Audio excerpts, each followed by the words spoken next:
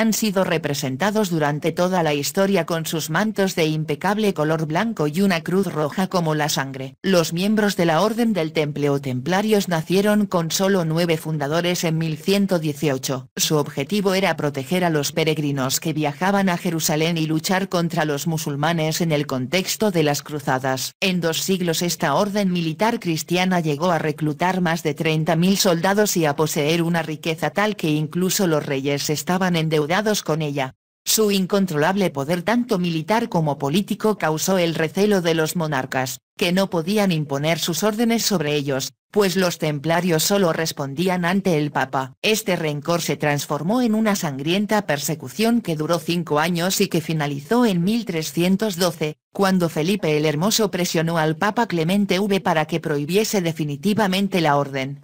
Tras finalizar la Primera Cruzada, una guerra promovida por el cristianismo con el objetivo de recuperar Tierra Santa, los cristianos reconquistaron en 1099 Jerusalén, que se convirtió en un estado y tuvo como primer rey a Balduino y en esa época, la seguridad en sus caminos de acceso y en la propia ciudad era precaria y los ladrones robaban y atacaban a los peregrinos. El monarca vio con buenos ojos la creación de una milicia que guardase el santo sepulcro de Jesucristo y protegiera a los fieles de los bandidos. En 1118, Hugo de Payens y 8 compañeros se congregaron y decidieron formar un grupo. Su idea era unir sus fuerzas y, mientras éstas se lo permitieran, mantener seguros los caminos de Tierra Santa y sus peregrinos. Eran solo 9 hombres para proteger a millares de peregrinos y cruzados que acudían a Palestina. Estos monjes guerreros acataron 3 votos seculares: la pobreza, la obediencia y la castidad. Ofrecieron sus vidas y espadas para arrancar los espacios santos de los infieles musulmanes que, para ellos, profanaban los lugares santos de Jesucristo y la fe de Europa. Con este plan, se presentaron al rey de Jerusalén y este puso a su disposición un ala completa de su palacio, que se encontraba cerca de los cimientos del antiguo templo de Salomón. De ahí procede su nombre, la Orden del Temple o Templarios. En poco tiempo, el rey evacuó íntegramente el templo, dejándolo a completa disposición de los caballeros. Durante 9 años, estos soldados de Cristo perseveraron en sus objetivos sin admitir nuevos miembros. En 1128, la Iglesia Católica celebró el Concilio de Troyes, en el que aprobó y bendijo la orden. Así fue como los templarios fueron reconocidos oficialmente como una orden religioso-militar. Ninguna autoridad secular ni poder eclesiástico tendría poder sobre ellos. Eran autónomos y no debían obediencia ni a nobles ni a reyes. Solo respondían ante una persona, el Papa. En las 2 décadas posteriores a su reconocimiento, los hijos de los nobles afluyeron a alistarse en la Orden de los Templarios y estos recibieron generosas donaciones en dinero, bienes y tierras. Su crecimiento fue asombrosamente rápido, tanto que llegaron a cada rincón de la cristiandad y, al cabo de poco tiempo, la orden poseía enormes riquezas en toda Europa.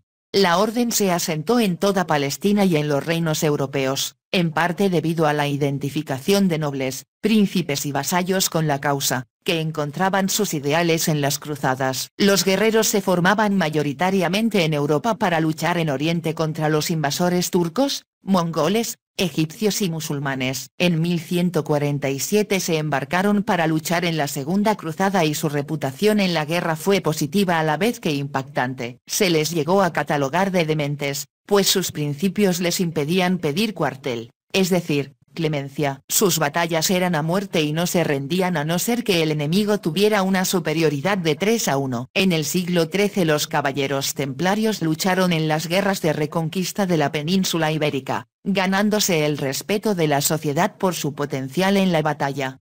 Durante un siglo su poder e influencia aumentó gracias a su capacidad para hacer contactos con quien les convenía. Recibieron el apoyo del papado, como Alejandro Igi o Inocencio Igi, pero también mantuvieron lazos diplomáticos con el mundo musulmán, pese a que se oponían a ellos en el campo de batalla. Y es que los templarios no se reducían únicamente a la guerra, su segundo terreno después de Tierra Santa era el económico. Establecieron mercados y admitieron comisiones para financiarse y su riqueza llegó a tal punto que concedían préstamos a reyes y nobles. Crearon una red de puntos que les permitían hacer transferencias seguras de dinero con comerciantes, otra de las razones por las que se extendieron por toda Europa y Oriente Próximo. La banca moderna surgió del sistema instituido por los templarios, pero el mito va más allá. Se cuenta que no solo comerciaron con dinero sino también con ideas. A través del contacto con otras culturas como la islámica o la judaica, aprendieron nuevas filosofías y ciencias, algunas de ellas oscuras como la alquimia.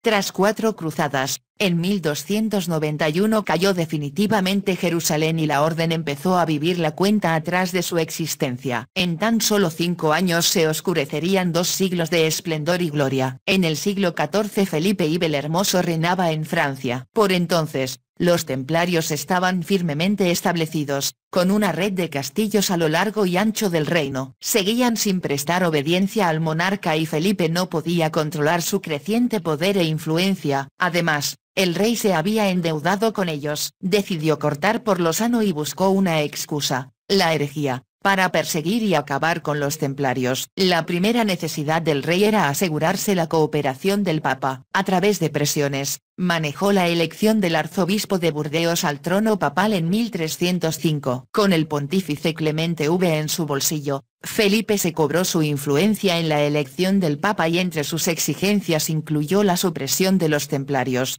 En 1307, los templarios de toda Francia fueron detenidos. Pero nunca se halló el dinero de la orden y el paradero de su tesoro ha sido siempre un misterio. En Francia, fueron juzgados y torturados durante años. A partir de estas torturas, se extendieron rumores sobre ritos oscuros de los templarios, entre los cuales se encontraba un demonio al que adoraban, Baphomet, que les daba un poder inexplicable.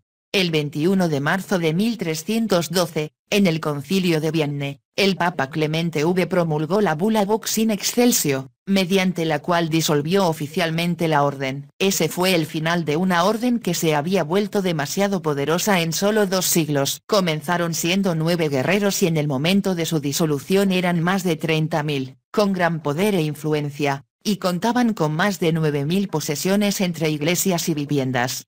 Estos caballeros vestidos con un manto blanco y una cruz roja en el pecho, inmensamente ricos en su conjunto pero pobres individualmente, generaron un gran misterio tras su desaparición. ¿Dónde quedó su riqueza o las artes oscuras a las que se dedicaban? Fueron algunos de los puntos que crearon un fanatismo en torno a su figura, que proliferó con el paso de los años. Muchas congregaciones se han proclamado herederas de los templarios y se les ha relacionado con los Illuminati o la masonería. Aún hoy en día se escriben historias sobre ellos, tanto en la literatura como en un universo más moderno, el de los videojuegos. En solo 200 años de existencia, la orden ha dado pie a más de 700 años de leyenda,